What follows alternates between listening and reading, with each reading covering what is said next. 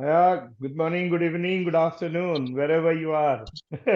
Hi, Mr. Chairman. Mr. Ranjan, नमस्कार it's chairman really, साहब yeah, Namaskar, sir, and very happy to see all of you here and so many people who have already joined. Good.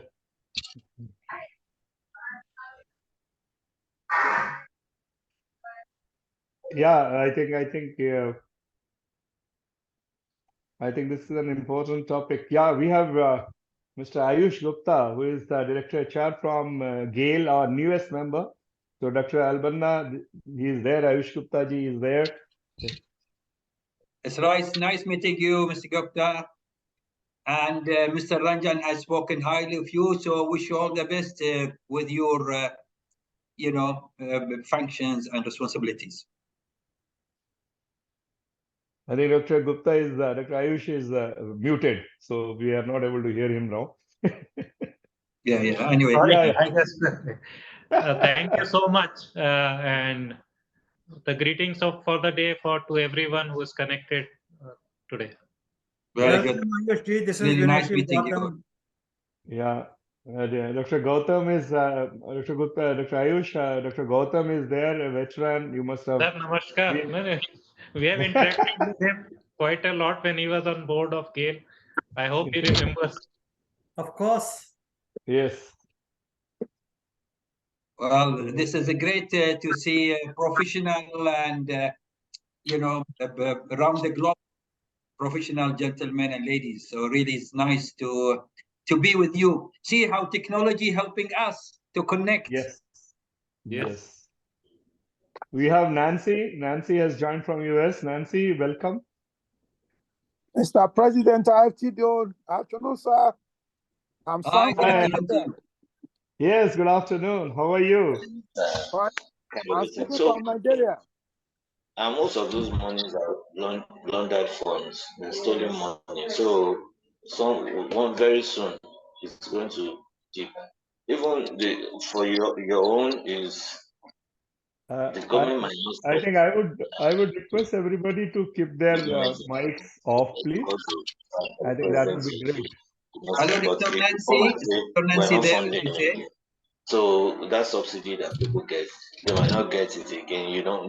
But that shows you that there's no security anywhere. The only thing is you need to be selfish a bit about Good what you afternoon, want. Mr. President. This is Tejan Ibrahim from Nigeria. Because if they're also not selfish, if they're not selfless with you, so that is. Do you use Canva? Canva, you do designs. You can use Excel very well. Can you do a financial plan on Excel? Yeah, no problem. Let me just. I have your.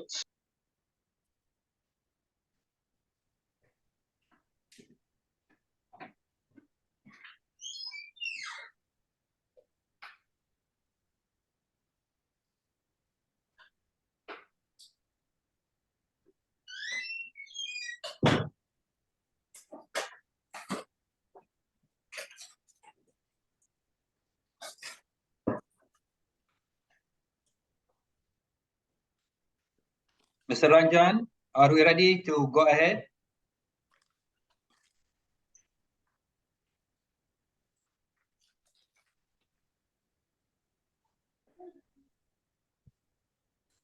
Yeah. Yeah. Okay. Should we go ahead then? I think it's 6:29. We'll just wait for one more minute. Okay. You are the chair, so you can control.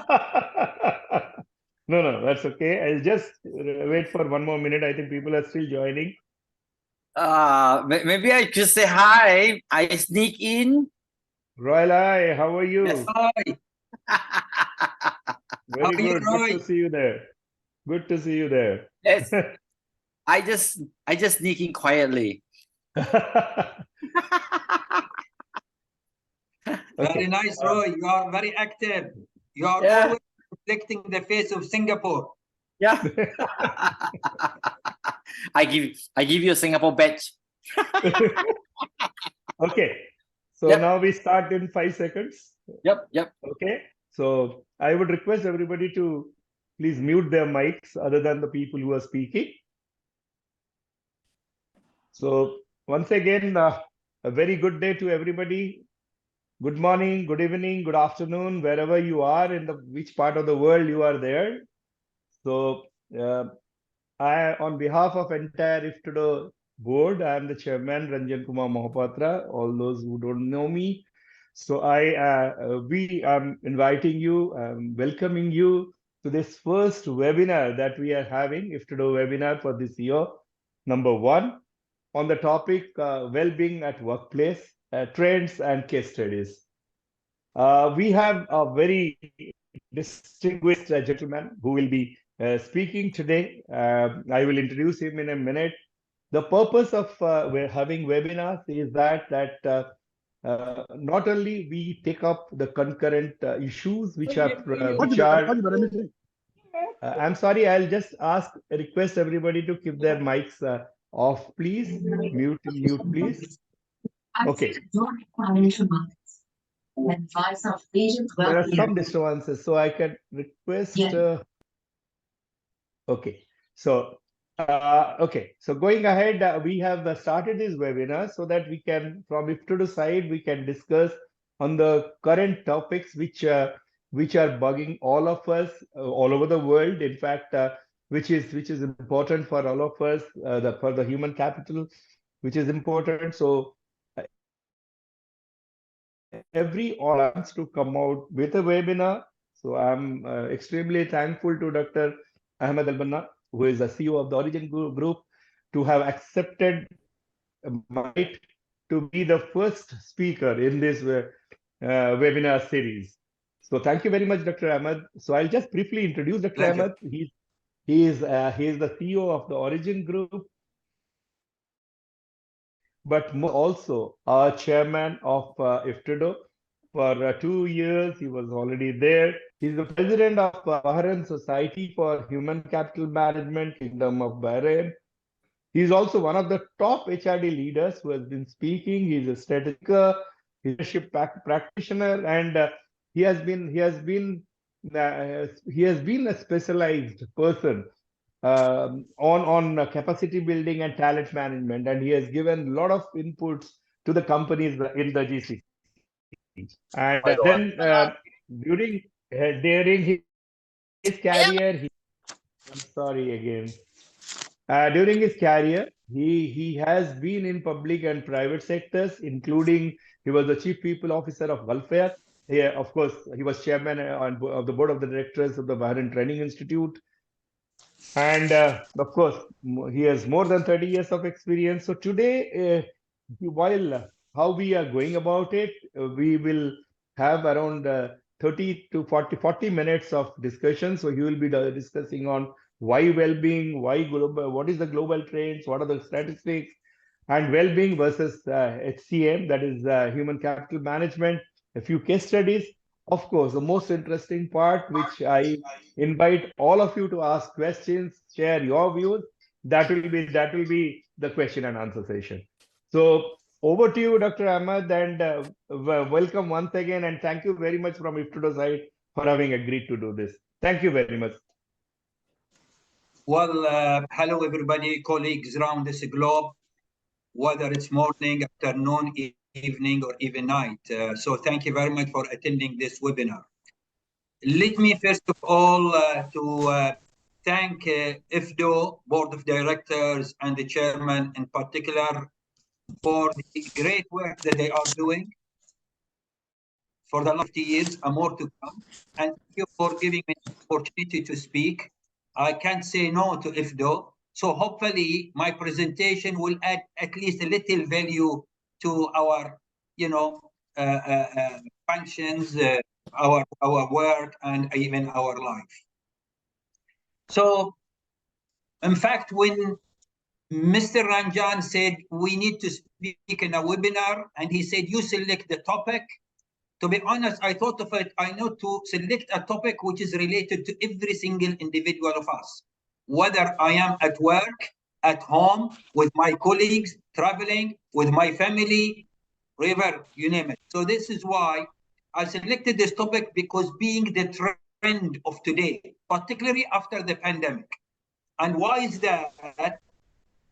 Because the well-being is the biggest differentiator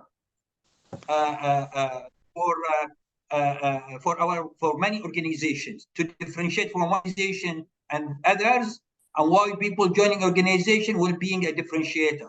And this is according to Fortune 100 best companies. Anyway, my presentation will fall into the following. As Mr. Ranjan said, we have approximately 40 minutes, then maybe 10 minutes discussion, 50 minutes will be off. First, I'll be talking about what is well-being, why well-being, very quick. Then I'll be talking about the challenges facing us, particularly what we call it, and they call it, the main guru is the VOCA word. Then I'll be talking about the trends and the statistics. And then the most important element, well-being versus a human capital management. And let me state it very clearly to you all. I am not a medical doctor. I am not a psychologist. I am a human resources man. I spent my 35 years in human resources developing strategies, so that's my passion. I'll be talking about that element. But we as a human resources, well-being is a very serious for us as people. And therefore, to start with, why well-being? Before I start why well-being, let's understand, and we understand what is well-being, because well-being, yes, I have to be well in all, the total well-being they call it. I have to be well. And therefore, people, they thought well-being is your health condition. And therefore, WHO, World Health Organization, they put a definition for it, to differentiate between health and well-being. Health being, whereas well-being is the state of living. So when we talk about well-being, is the state we live, the way we live within 24 hours. 24 hours, then weekly, monthly, yearly, decade, life till God wishes. So this is what is well-being very quickly. So now, why well-being? Why is becoming important? Why for every single individual is important? And I don't want to go into that, as I did mention, because I'm not a psychologist, I'm not a psychiatric, I'm not a medical doctor. I'm a human resources individual, believe in the human capital being the most important resource in this earth. The most, because it's the only resource which is growing day after another. Other resources can go up and down, whether it's oil, whether it's water, rivers, seas, oceans, agriculture, gold, mines. Human resources is the brain. And this is, I did mention this, we call it the white oil. So why well-being? Because of many issues, because serious challenges we are facing, because if we collapse, everything will collapse. If a human collapse, everything collapse. So why well-being? Because it's not because we need to make people happy for life and that's it. If I have to be 24 hours happy, and then weekly happy, monthly happy, then what? What is next? If I am happy, I can be very useful for my family. I can be very useful for my company. I can be very useful for my country. I can be very useful for the entire world population. I can help, I can add value. But if I am physically unfit, I am mentally unfit, I am financially unfit, I am community-wise unfit, then I am useless in this part of the world. And this is the differentiating between a human being and other being. So this is very quickly well-being. Because time is short, I'm going to be very quick. Now, the components of well-being, there are many statistics, many research houses focus on 9 components or dimensions or factors. Some of them talk about 5, like Gallup talking about 5 mains, etc. But at least let me give you quick crumbs of these components. One of it is the mental. Mentally, I should be fit, you know, mentally. So mental health. Relationship, which is socially, I am fit for socially. Physically, as I did mention, if I can walk properly, I have problem, hardly I walk. How I'm expecting that I go every day to my office, etc. How I'm expecting. So therefore, we need to do some physical efforts, etc. Culture, environmental, occupational, financial, and so on. Of course, Gallup, they focus on 5 elements, such as financial, social, which is relationship, physical, and then e-physical, and then the career development, because individual, they really focus on career development. So anyway, overall, between 5 to 8 components of the well-being. Now, as I did mention, why well-being? Because whether we like it or not, ladies and gentlemen, we are facing challenges on daily basis. The entire world facing challenges. These challenges can be political challenges. We can see politically the war is still going on in Ukraine and Russia. War is going here and there. This is war. Politically, there is a Cold War, and so on. Economically, you can see the economic ups and downs. We can see oil prices and downs. Health challenges, you can see we just finished Corona. They said there is another virus. So World Health Organization, and we follow up. So these are challenges affecting our life. And technological challenges. So all of these challenges, but one of the most important challenges is the demographical challenges, which I'm going to talk about it. So I've taken one of the challenges, I'll explain. So therefore, ladies and gentlemen, we said that we live in a VUCA world, which is volatile, uncertain, complex, and ambiguous. This is the world. Imagine you with your family, with your wife, with your kids at home. You live in these 4 letters: volatile, uncertain, complex, and ambiguous. And when you go to work at your office, you live in this world. And you need to manage so things. Do you think that your brain will focus on what you need to do? Then these are challenges. Now, how to convert these challenges into opportunities? And that's maybe well-being is one important element to help. I take one of these challenges, demographic. Demographic, the entire population worldwide today is reaching 8 billion. Now, in fact, India is exceeding China with the population, right? So India and China, we're talking about almost 3 billion population. So this demographic, you go worldwide, even for small countries, population is growing because, you know, of many elements. These people, they need to live, they need to earn, they need to eat, they need to look after their children, they need to look after their families. But if we live in a very complex world, people losing jobs with the virus such as Corona, then we have a really serious problem. Therefore, I'll give you one example. And before the Corona, 2019, the total workforce was 3.3 billion. 3 billion and 300 million, 3.3. This is the total workforce. So out of 8 billion, 3 billion are working. So imagine how many are depending on us to eat. So 5 billion are dependents, either old people or maybe spouse or children or are unphysically to work or handicapped, you name it. So this is the pandemic. When they got the pandemic, almost 200 million lost their jobs. Either organization closed, bankrupt, people fired, made redundant, etc. Almost 200 million lost their jobs worldwide. Now, after we started recovering, 21, 22 recovering, the started population grow. Last statistics I got from ILO, International Labour Organization, World Economic Forum, showing 3 point something, 3.2, maybe now back to 3.3. So hopefully it will increase.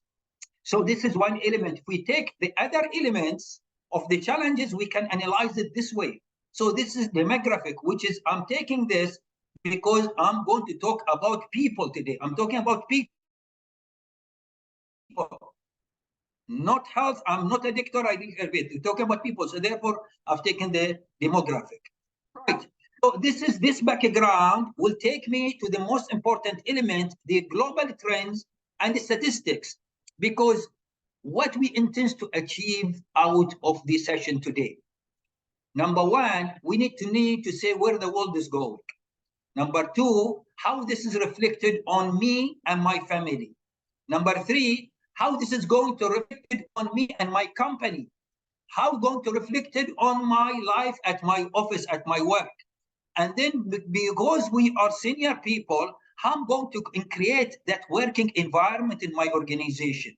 What I can do in my organization, because I need people to move forward. And this is why I said why well-being, we are not focusing on organization, best 100 Fortune 100 companies, or even many companies worldwide focusing, not because well-being, I need to make people happy. No, because when they are happy, when they have good life, then the performance will increase. If the performance increase, then productivity will increase. And if productivity increase, the clients will be happy. My customer will be happy. If my customer are happy, then they will retain their business with me. If they retain their business with me, I'm private sector, my revenue will increase. And if my revenue increase, my profit increase. If I am in the public sector, my service will be better. The government will save their countries better, because government are facing challenges. The pandemic was a great test for every single government on this earth. During the pandemic, certain government failed and other government passed. It's a test.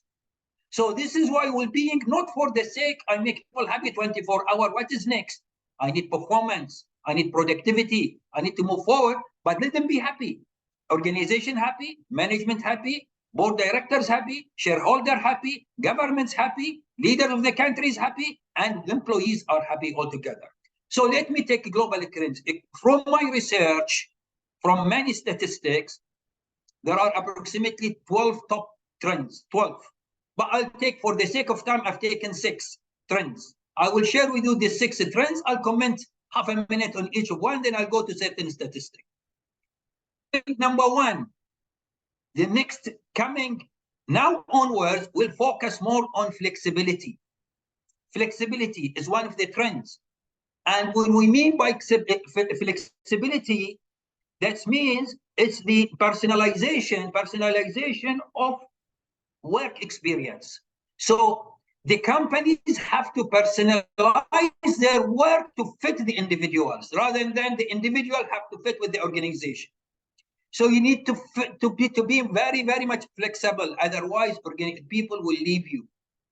One of it, for example, will be talk about working hybrid, working remotely. So flexibility, it's a big term. You see it from the way you see it, fit it in your organization, the way you need to fit it, even with your family. You can't tell your family today, oh, you need to watch TV at this time. You need to watch this was at this time. You need to watch. You need to be flexible. Otherwise, you will have resistance from your children. You need to be a little bit flexible with certain conditions, because the new generation, Generation Z, Generation Alpha, different than my generation X, or even the baby boomers, or even the silent generation before us. And number 2, hybrid and remote working. This is becoming a trend. And I will show you case studies later from our region, what they have done, how they changed their policy. So hybrid and remote working is becoming a trend.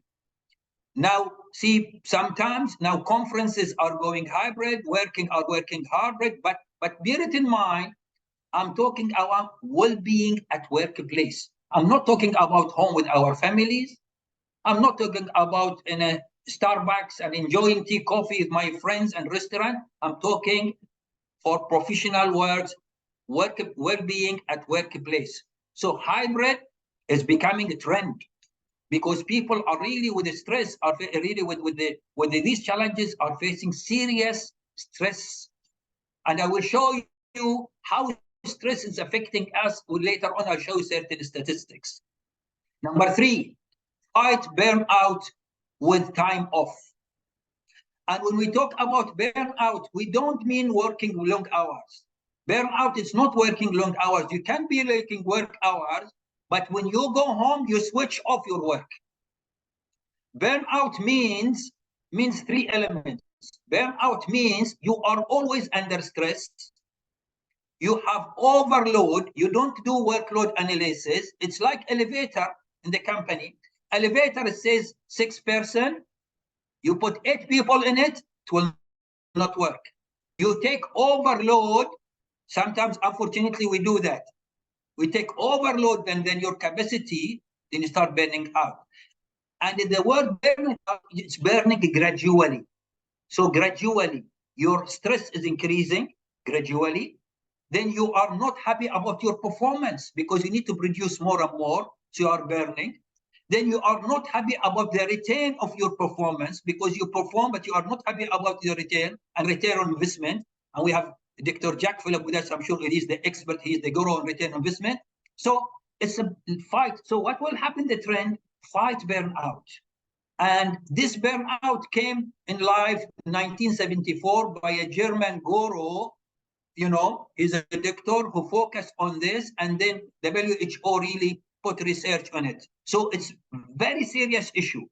Burnout. I'm really advising every single leader organization, look into these issues, study it, do research on it. Maybe IFTDO, Research and Publication Committee chaired by Dr. Gautam, has to do a research on this maybe. So this is number 3. Number 4, PTO, the research says paid time off. You need to pay employees for time off.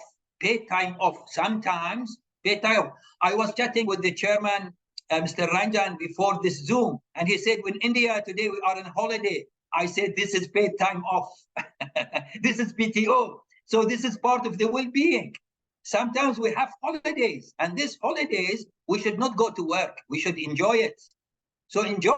So at least this is paid time off. Now, companies worldwide, they starting thinking of this paid time off. I tell you, in this day, I should not wait for the government to announce official holiday like in Christmas and New Year. Maybe they said, I will add every year, I will give 2 days paid time off extra. You have 30 days leave, but in certain occasions, for the date company was started, or the date of when the board so and so, but paid time off. Number 5, listen and then listen. This is again is an important issue because what is happening, it's not anymore, ladies and gentlemen, that I am the boss and I have to dictate. You need to listen to your employees, particularly with Generation Z. Those Generation Z and Generation Alpha, Generation Z who were born 96 onward, Generation Alpha who are born 2010 onwards. These two generations are very difficult to manage. They are good in technology, etc., but they have no time, they have no patience, they cannot listen, they can't sit and listen for a long time from your side. They need action. So therefore, what I'm saying, my recommendation, let us widen our ears. God give us one thing, we should listen. We should listen. Therefore, the research, whether I'm talking about Gallup, or I'm talking about American Labor Office, or I'm talking about World Health Organization, or we're talking about ILO, what I'm talking about Economic Forum, and so on. They focus on listen. They said it's a message. You need to listen and act to your team, your staff. Maybe you need to do it through public opening once a year. You need to do communication. I remember when I was with Gulf Air, every Thursday, CEO have an open area, big yard in his office, and he goes, we bring us as a chief. I was one of his deputy, I was chief people officer, and anybody staff, 1 hour, he talks to them because he believes in communication. He listened to them, he talks, he said, I need to listen to you. You don't have to come for formal interview, make your boss. This is informal, raise your voice. So this is not. Number 6, because he said 6, build a comprehensive wellness program. build a comprehensive, and this is what's happening in many organizations. When we talk about wellness, wellness means the total well-being. Wellness, when you talk about wellness, sometimes when somebody gets sick, we say, get well soon. Get well soon, it's not only physically, everything. This is a wellness. So you need to have a total well-being, physically, mentally, socially, financially. So a comprehensive, the organization, they have to look into these issues. I cannot say today to employees, I don't care about your family. I'm paying you to work 8 hours. You need to produce.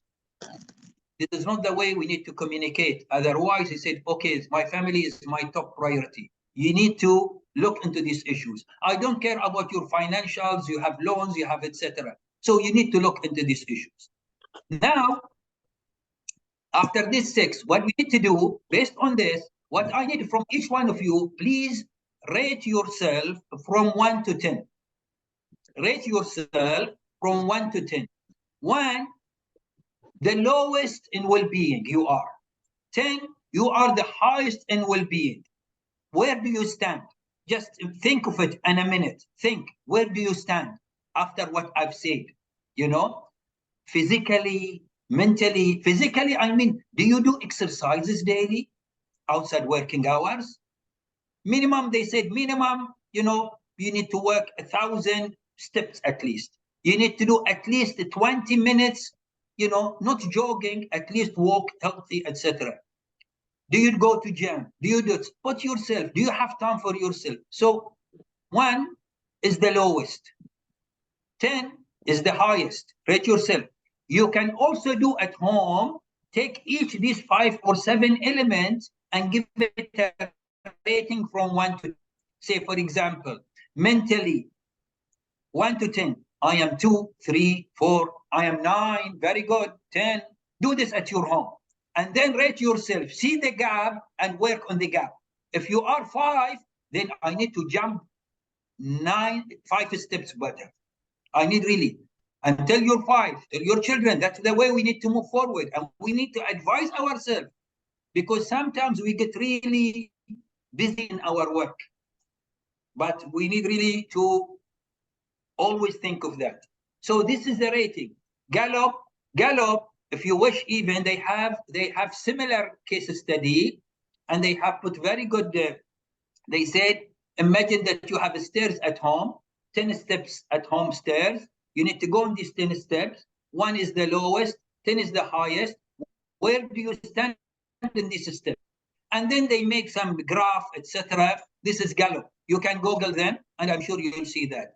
But this is at least an exercise that we can do when we go, when we finish, and then at least give you reflection backwards. Yes, where do I stand and how I can go about it? All right, let me go now to the statistics. So at least within 9 minutes, I will finish, then we take questions. I have 9 minutes to finish according to what I agreed with the chair of this session, Mr. Ranjan. Now, after this exercise, now we'll say capital management, and that's the course. Now, well-being, we said we need to do it because we need to be healthy, we need to be fit, we need to be, because we are human beings. God created us, the Creator created us in this earth because we have to serve each other. We have to look after each other. We have to perform, and we have to earn, and we have to develop this earth. And we have to develop it through our families, through our community, through our larger community, through our company where we work, through our country, and so on. So, number 1, this is human capital, 1440. 1440, I don't know, maybe it doesn't mean anything for you, but this is 1440 minutes in a day. Each day, 24 hours, we have 1,440 minutes. Think of yourself, 1,440 minutes. What I can do with it during the day? All of it I'm sleeping, all of it I'm working, all of it I'm having fun and jokes, all of it I'm watching TV. 1,440. Just think of it, what you need to do. I think we need to distribute this very fairly, very equally, in order to make best out of it, to have a well-being life. To have a well-being so that I'm producing well at work, my boss is happy, I am happy, my wife happy, my husband happy with the wife, children happy, community happy, and so on. Another statistic, 70%. This is a very good study. This is American Labor Office. I searched this American Labor Office, very good study. They said 70% of the workforce, they get mentally affected by their supervisors, by their bosses. 70%. So that means if you spend 8 hours at work, if you are affected mentally, 70% of it is your supervisor. The way maybe it's managing, the way it goes, and so on. So imagine, so 7 out of 10 employees are affected mentally because of the nature and type of work. So the supervisor has to look into this well-being, and employees have to look into this well-being. This is an important statistics. 57%, this is a study was conducted in United Kingdom before the pandemic. Look, this is in 2018. And as a research was conducted for the level of absenteeism. Why people absent? Out of the total absentees, 57% of them are due to stress. Due to stress, because have a high level of stress, this is due out of total absentees, imagine 50% of it stress.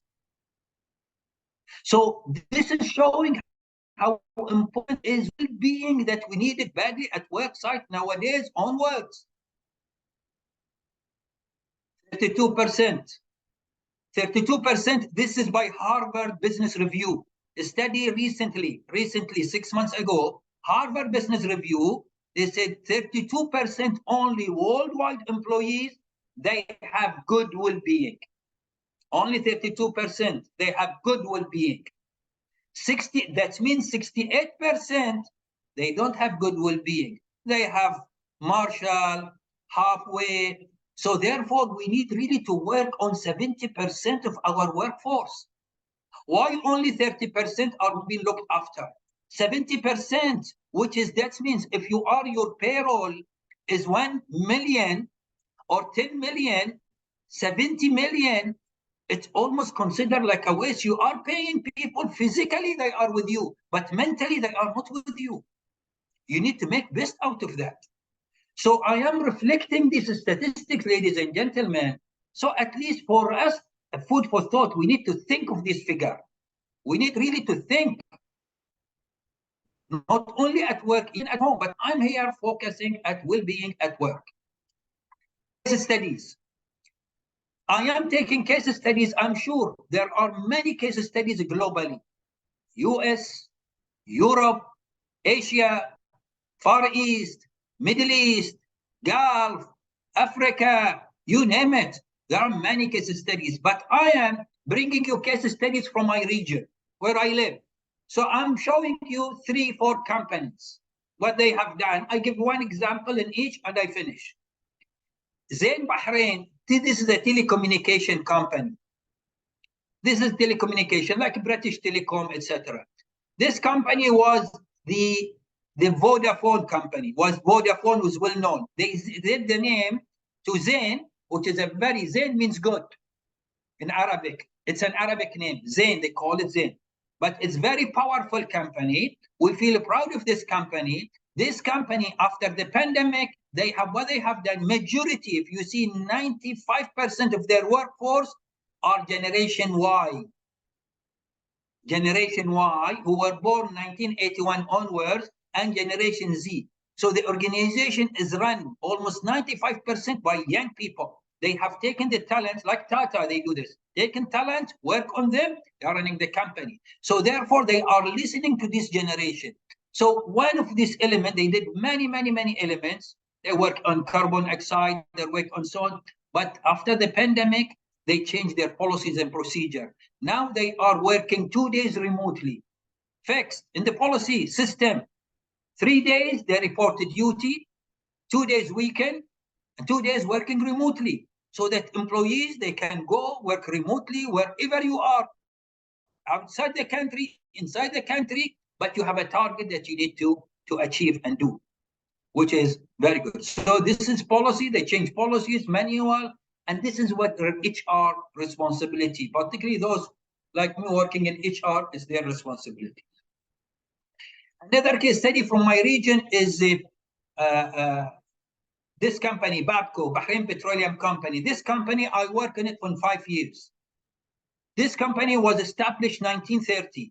The other company, which is Zain, this was established 2002 in Bahrain, 2003. Whereas this company was established 1930, and the oil was discovered in Bahrain 1932. This company, when I worked in it almost 35, 30 years back, they have the best club. One of the best, it's 7 stars club. In that club, they have everything. They have dart, bowling, volleyball, activities, 2 swimming pool, huge gym. They have restaurants. No way you can enter the restaurant without a tie. Very prestige for employees and their spouse, families, and so on. Fantastic. And this club is still there, and every time they upgrade the club. They have, that time they have hospital, one of the biggest hospital. They have medical care in the refinery and outside the refinery. This is like Indian Oil Company. They have a guest house. They have so many things, you know, activities. This is years back. Now it has been many, many, many increased. I'll tell you one of these unique things about when it comes to well-being. Oil prices, as you all aware, I work in oil industry like Mr. Ranjan, sometimes goes up and down. I remember 83, the oil prices at that time was $30 per oil of barrel. It was a drop to 13, from 30 to 13. So we got in a problem, difficult, you know, because then we have to do staff reduction, etc. So, but the company has not fired employees. They form what we call it rehabilitation committee. So therefore, extra employees, they have to be given to the new vacancies, they have to be given in new jobs, trained to the new jobs. After 3 months, instead of recruiting outsider, giving them, i.e. upskilling, reskilling these employees and fit a new job. So they are happy because after serving me for years, now I have a problem. I'm not firing you. I am adjusting myself. It's like rehab when they have somebody medically becoming unfit. I joined the company. Maybe I'm working in a lathe machine, an oil, etc., touching my hand. Then I get allergy. I'm now unfit medically. They don't tell me, okay, now you need to retire. No, they shift me to a job where I'm not touched. I go to administration job. And they train me. If I do fit after 3 months, they give me 1 month extra salary, bonus, 1 month, 1 shot off. This is well-being. At the time, it was not called well-being. Well-being only the last 10 years, 20 years back. But this is a case study. Final case study, it's from Oman, OQ. It's a major company in Oman. It's very good. I visited them. They have fantastic well-being programs, including gym for ladies, gym for gentlemen. Yes, it costs more. But for ladies, for gentlemen, they have a club, they have facilities, they have so many. Not only that, they are not satisfied. They need to improve. Therefore, we'll have a conference in Bahrain 17, 18, 19 next month. And they are participating in that because they need to see what is the latest. Because we are showing 10 case studies, KPMG case studies, American Express case studies, and so on. So this is basically what is in there. So with this, ladies and gentlemen, I am done. So thank you. And I'm ready to hand over to my colleague, Mr. Ranjan, and I'll be ready for your questions. Thank you. Thank you. Thank you so much, Dr. Ahmed. I think we all can only clap for such a beautiful presentation. That was superb, really. I think you have covered everything. I was just seeing you have covered everything, all the spectrum of well-being. So that is very well covered. We have lots of questions coming, Dr. Ahmed. Before I go with others' questions, I have one question for you. Go ahead. Let me ask, so I am taking the advantage of it. Let me ask that question. You spoke about personalizing experiences. What personalizing experiences? What exactly do you mean by that? How are you going to do that? Very good. Let me answer it very quickly. Personalization means, you know, you need to talk to the employees indirectly and see their needs, so that they feel that the company is made for them. Like you are going to buy a mug, and they put your picture on the mug. It's this mug is for you. You need to feel that this company is for you. They made this company for you. You personalize it that way. So whatever is activity in the company that's fit for you. Like, for example, I like volleyball. Oh, there is a volleyball in this company. I like, for example, play tennis. There is a tennis. There is a snooker. So when we're talking about personalization, like the management of the company, particularly HR, they have to think of what their expectation, what the means expectation. You can conduct a survey. What do they want to see in their company? This is personalization. So like this was said, personalization, the experience. Like when you said customer experience, CX. Customer experience, different than customer services. Customer experience, the moment I enter this company, till I leave, what the experience I'm going to see. Absolutely. When I work with a company, what the experience I have for 3 years and so I feel that this experience fit me personally. That's Absolutely. It. Absolutely. I think I also keep on saying every time, I think the days of having a single policy for the entire workforce is over. You will have to have policies which will be person specific. I think that's a very fabulous thing what you have come up with. Correct. Okay. Correct. We have lots of questions. I had asked people to give it in the chat. We also have raised hands. So first I will, with permission of everybody, I'll first take the ones which have come on the chart very quickly. We have a question from Mr. M. Khairul Kabir from Bangladesh. He is the SG of IFTDO. His question is, would you please give some ideas about conflict resolution in the workplace? He also has one more question. How can we address the problem of grudge envy in workplace? Grudge envy? Grudge and envy in the workplace. How can we address that? And what was the first question? Can you repeat? First question is that ideas about conflict resolution. Conflict resolution. Okay. Yes. Let's take more questions. So at least maybe. Okay. So this is the second. This is one.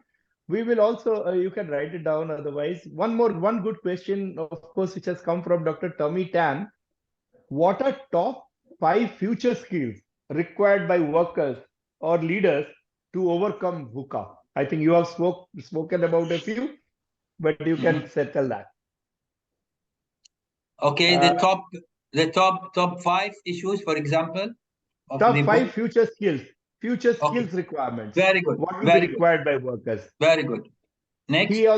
He also asked, name 3 measurements for well-being in an organization. I think you have answered it in your presentation, but still, if you would like, you can still answer it. Okay. And of course, others have asked about the presentation. That don't worry. All the addresses, all we the can emails, send the presentation. we will send the presentation. We have raised hands from first Dr. Ayush Gupta. I think he can ask his question. He wants to ask the question himself, so he can ask. Yes. First of all, thank you very much for the great presentation. You talked about creating the infrastructure and facilities like a club facility or a gymnasium or the sports facility at the workplace.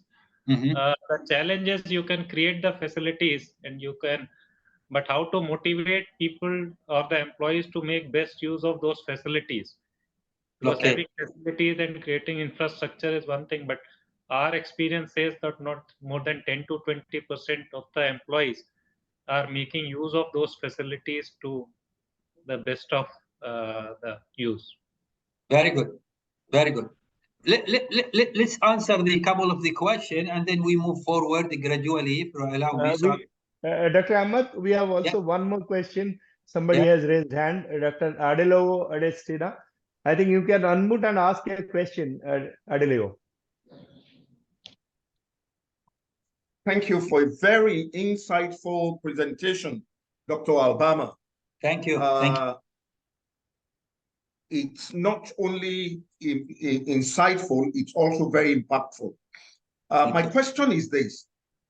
Employee Assistance Program, EAP, is generally acknowledged to be a very viable tool for workplace wellness and employee well-being.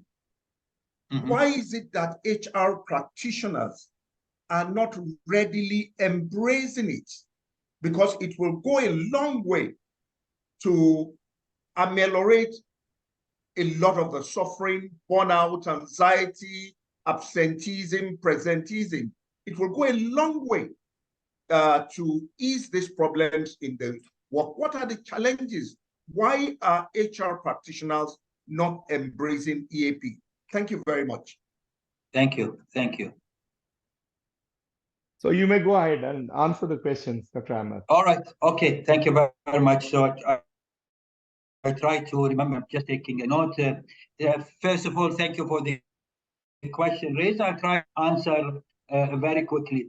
And now, with regard to the first questions, I think it's about the conflict resolution and so on. If I understand the questions correctly, always we say that who is responsible for the well-being program at workplace? And here, when we talk about the resolutions, the policies and the procedures and the activities, I think there are two bodies are much responsible. One is the top management representing by the CEO or the general manager or whoever you call it, and two, by the HR, the head of the HR. Because if the CEO is not believing in it, if you don't believe in it, how you will give it? If you don't believe in it, if you feel that if you believe in people like machines, they have to work, I don't care, then it will be very difficult to cascade it down to the organization. Because he or she, the top man, responsible to create that very healthy culture. The second person, the human resources, and this is maybe goes to the last question about the HR are really not embracing and so on, because the human resources, always I call them, you are the main advisor to the CEO. The human resources, your job is very critical in the organization. Your job is not to fire and hire. Your job is to develop that work culture. Your job is to look into every single element. If the culture is a lot of rumors, bank by that, the culture is not healthy, people are not aligned, HR is to be blamed. HR is not easy. Your job is not just to recruit people and pay salaries, etc. And this, no, you need to look into every single element. And therefore, you have to be highly emotionally intelligent, EQ. So therefore, when it comes to this conflict resolution, I think the policies, the procedures have to be really clearly in this sort of manner, and that have always to be revolved and adopted to match the challenges, because changes is not only 2 years back or 10 years back or 1 year back, even monthly things change. So maybe this is on that. The other part hopefully will be answered. With the other part, with the VOCA award, talking about the challenges with the VOCA award and the future skills, according to Economic World Forum, they focus every 5 years, they determine the top 10 skills of the future. And I think the top 10 skills up to 25, number one, I remember number one is the creative thinking. You need, this is why, you know, creative thinking, resolving problem, is becoming really critical issues, and conflict management. These are the top skills. Even emotional intelligence is becoming part of that. But this is how, this is remind me of a study conducted by KPMG, and this is very important for you, gentlemen. That study, 1,300 CEOs, a survey was conducted to them in 11 countries, 10 sectors, and they asked a question: what do you expect out of your employees? You CEO, what do you want of your employees? Give me top 3 elements. And they said, element number 1, what I need, this is 72% answers, 72% agreed. Element number 1, I need creativity and innovation. I need them to be creative. I need them to be innovative. So I can differentiate. If I am bank A, I need to differentiate with bank B. To be creative means you need to create that culture so that they can be creative. How can be creative in a poor working environment? How can be creative and they are exhausted? How can be creative? They are mentally not fit. So therefore, number 1, this KPMG study said, I need creativity. Number 2, CEOs, they said, I need speed. I don't want to tell me tomorrow I will do next week. I need it now. Speed. Again, how I can do speed and they are not fit?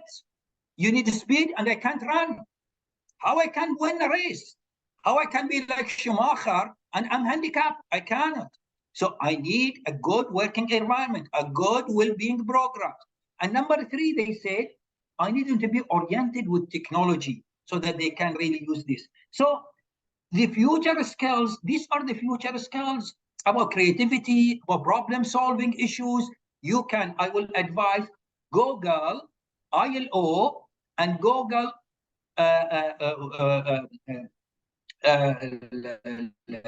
World Economic Forum. They have the top 10 top skills 2025. They have 2020, and they have to 2015, 20, 25, and they are telling us now 2030 what will happen. And by 2030, generation Alpha, they will be first generation Alpha go to work 2028. These are, if they are A-level, and secondary school, O-level, A-level. If they are university graduate, 2032, they will be entering work. What sort of work will be? What sort of working environment for them will be? What sort of skills will be? I'm just food for thought for you to think. The next, I'm trying to quick, the next is the how to, very good question there, how to motivate employees, despite we did a very good questions by my colleague, Mr. Jobta. Maybe the company, we do all the facilities. I made a gym for them, I made a club, but it's not utilized, so I'm wasting my time, money. My answer to this is when I talk about personalization.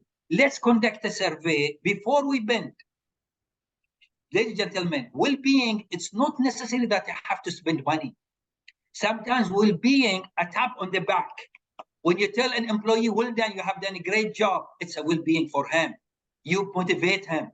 Not necessarily I have to go and build a gym and build a pool and nobody utilizes it. Sometimes a word of mouth. Sometimes when somebody, employees, they feel not that, go home today, go have some rest. This sort of well-being. So what I would recommend in this, conduct a survey before we build on employees. This is, I'm saying, personalized. What do you expect from the company? What we expect to do to have an enjoyable life, to enjoy your working hours. Tell me what you want. Let employees, this is what I'm saying when I talk about the trend is listening. Listen to them. This is what I would lay before I build. I don't have to do, I spend million and making this, and finally I said, I have fantastic. It's like somebody got a PhD degree and hang it and you're not utilizing it. Or I have a luxury car, Mercedes car, but it's in the garage. You're not utilized. So this is basically conduct a survey. And this goes to the question, how we measure. So motivation is there and how we measure. And before I go to the measure, motivation reminded me this question with the Zain company I did mention. Zain, what they do, they train their line managers and leaders to be like a sensor. to sense their employees, their reflection, their face or their eyes, they are happy or not. So you as a leader, you need to discover that your employees, you should know them. When you go around in your employees in the morning in the office, you see the employee is happy or not happy. The face reflection, etc. They are developing, because this is emotional intelligence. They are developing their leaders in certain courses so that they know their employees, because these are your team. If they are happy, they are producing, are happy with you, things will move forward. So finally, the measurement, the question about the measurement, there are many tools in the measurement, and there are certain organizations, they measure the effect on well-being or their employees. And we can measure this by questionnaire. We can measure this by a certain survey. Sometimes we can, and I remember when I worked with Babco, Bahrain Petroleum Company, we brought an outsider and did this measurement with regard to the 8 working hours, the 8 hours. How much of it is productive? How much of this is productive? Is it 4 hours productive? And they give us fantastic survey. And why? Why the other 3 hours for us non-productive? Oh, at that time, I'm talking years back, there was no mobile. Now with mobile, how much time they spent on mobile, how much time they spent talking telephone to their families, how much time they spent on doing their own personal things, etc. So maybe an outsider come and do measurement for you, so that at least, and then you can show this with your employees, and then work on the gap. Work on it in order to really to move forward. I think this is very quickly, if I remember, let's see if there are other questions I have. Forget about the challenges. Yes, the HR practitioners, I did not implementing. Yes, I did mention about it. It's HR are really responsible. See, Professor Dave Orlich has fantastic say in this, fantastic presentation on this, when he talk about HR as a business partners. Awesome. HR, you are not working only alone. You need to work with employees. You need to improve. If the culture of the organization is fantastic, that means you have very good HR. Healthy communication, healthy working environment, and so on. So this is, I think, Mr. If there is any clarification, any question, I can clarify. No, I think you have answered all the questions. I think probably everything. Anybody has? We can take one more question just before we go. I think if there is any other question, anybody who can raise hands or ask a question, we have just time for one more question. Okay, so I think Dr. Ahmed, we are completely on time, and really it has been we have a question. Of course, I don't know name. I had it's coming in the name of Techno POPSP 5P. You can ask the question. Please unmute yourself and ask the question quick.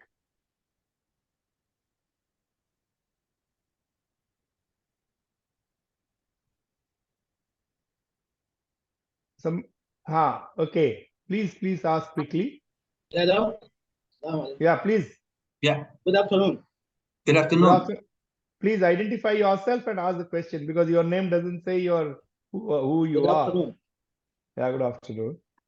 Yeah, my name is Savio Abdullahi. Okay, Savio, please go ahead with your question. Yeah, okay, you can hear me. Thank you, Doctor, for a very wonderful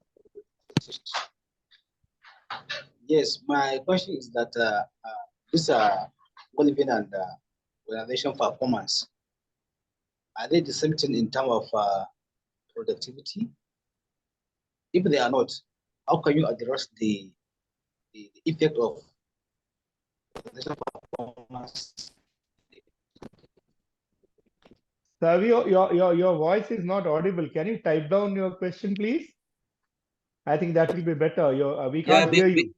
Because I have not heard it.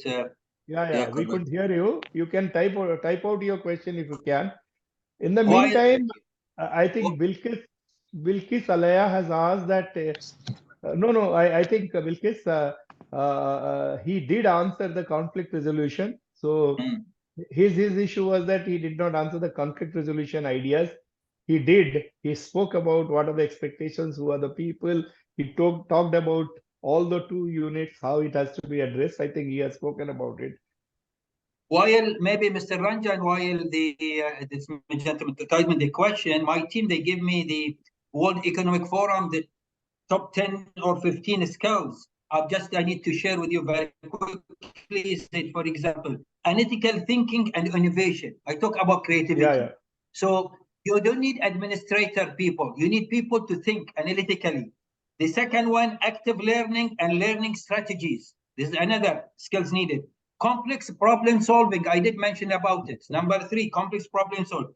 Critical thinking and analysis. Critical thinking, So therefore, it's more of thinking, more of brains, more of analysis, technology. I did mention about the technology design, technology use, creativity, and originality and initiative, these sort of things. So maybe what I need to say in concluding, because we don't want to keep people for long, my strong recommendation to me first, when I go home tonight, now, I will go and rate myself, as I did mention, because maybe I have bad habit. I'm going to rate myself from 1 to 10, and I'm going to correct. I take action effective today. Don't say it tomorrow. Take action effective today. This is my strong recommendation. Second item, let's learn out of the couple of experience we talk about. Use this figure. And I will send this presentation to Mr. Ranjan, and we can send it to those who attended today, so at least we can learn out of each other. And sorry if there is any shortcoming from my side, because time is too short. We have to present to do a quick job in a very short time. In fact, we got since we have given Savio time, so we just got his question. His question is, can poor well-being practice by organization affect performance of both employee and the organization? I think it's a resounding yes. Yes, of course. I think the question is said, if we have low-level well-being, if it affects performance, of course. This is why I said at the beginning, why well-being? It's not, I am particularly companies. If you take any company, Tata, India Oil, if I take British Telecom, if I take Babco, I'm not a government to make the employees happy, to make every nation happy. This is government responsibility. But as a company, private sector, I have to meet the expectation of the shareholder, whether they are governments, I have to meet the expectation shareholder, expectation board directors, expectation of the company management to make this company profitable and sustainable. How to make that? I have to increase the profit. I have to make a profit, but increase the profit and make good profit and so on through the performance. If we have poor well-being, I will not attract talent. I will not attract good people. I will not focus on this top future skills. I will not have creative people.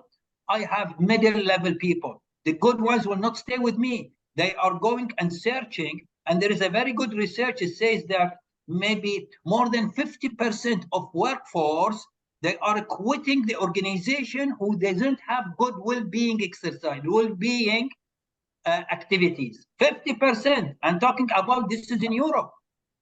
It's not a joke, because finally of the day, it's my health, my mental, my things. So therefore, strong recommendation, you need to look into the well-being. It doesn't mean that you have to spend money. You need to look into, sometimes take off, do football tournament, do tours, do exercise, so many things which doesn't much cost after the working hours, not in the spare time. I think this is our recommendations, and I think each one of us can think within this borderline, within this framework, you can do a lot. But it is, final word I need to say, top management gurus in well-being, they said, it is not a nice to have, it is a must to have. It is not a nice to have, I repeat, it is a must to have. Thank you. Thank you so much. Roy, you will have to excuse us for this.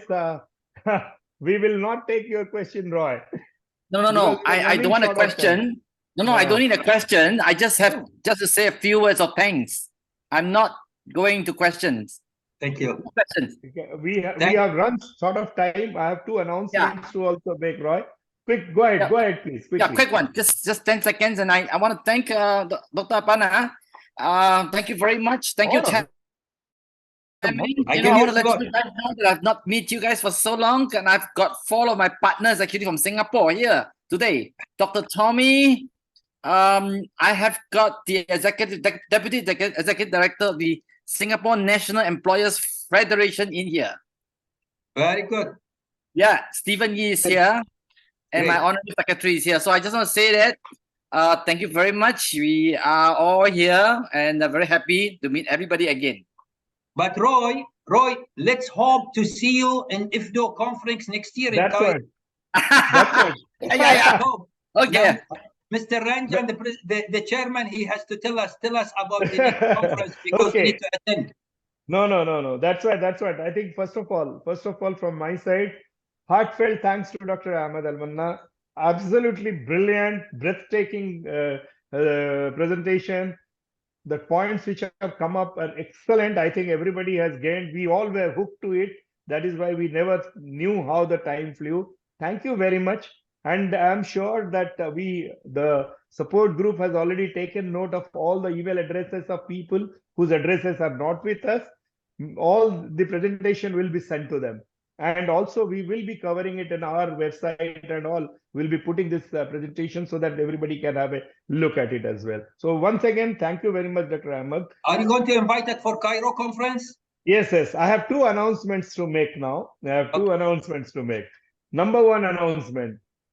We have our next IFTDO conference in Cairo between 22nd to 24th of April. I would urge, no more request. It is beyond request. I would urge each one of you to come and attend that conference. This is just a trailer what Dr. Ahmed has talked. I think we will have more of it. Dr. Helmi Salam is also attending this one. He is the president and they are organizing in Egypt. I would request each one of you to be there in Cairo with all of us between 22nd to 24th of April and attend. In case you want any more details, it is all available in the website. Otherwise, also you can write to us at sg@iftdo.net. We will also, all members who are already present, they will know. Others also, we will be sending the details. Please do try to be there between 22nd to 24th of April. So my invitation from IFTDO side, my president is also there. He is also inviting you. All the board members are inviting you all to be there. This is the first announcement. The second announcement, I'm extremely thankful. Like Dr. Ahmed, Dr. Patty Phillips has kindly agreed that webinar number 2 will be taken by her. It will be held on 11th of October. So we will have the second webinar that is on 11th of October. And the topic will be show the value of what you do, measuring and achieving success in any endeavor. And I'm extremely, again, I think Patty and Jack, both of them are attending this webinar today. I'm extremely thankful to Patty for having agreed to hold this webinar. So all of you, again, it will be another area, very interesting. Please do attend on 11th of October, same time, 1 p.m. GMT. We will have this conference. I'll request my friends from all over the world. I think we have almost everybody from US to Bangladesh to Singapore to Bahrain, of course, and to Nigeria. Everybody is there. India, of course, we have a large participation. All of you, please do attend this second webinar on 11th of October. So these are the 2 announcements I wanted to make for all of you. Once again, I think it is late. We just have shot it by 10 minutes, not much, 10 minutes. But still, thank you very much. Stay safe. As Dr. Ahmed has also told, one thing I would like to leave all of you with for well-being, take care of yourself first so that you can take care of the people around you. It's not selfish. It is required, very much required. Take care of yourself. Thank you very much. Thank you very much. Thank you all. Have a good day. Bye-bye. Good day. Good day. Bye-bye. Bye. Bye-bye. Thank you very much. Bye. Bye. Bye and thank you. Bye. Bye and thank you. Bye and thank you. Bye and thank you. Bye. Bye. Thank you. Well, Olga. Oh. All right. Thanks. thank you, everyone. Thank you. Thank you very much. Bye. Bye. Thank you. Oh, the Africa view. Oh, Have a great day. Thank you. Ah.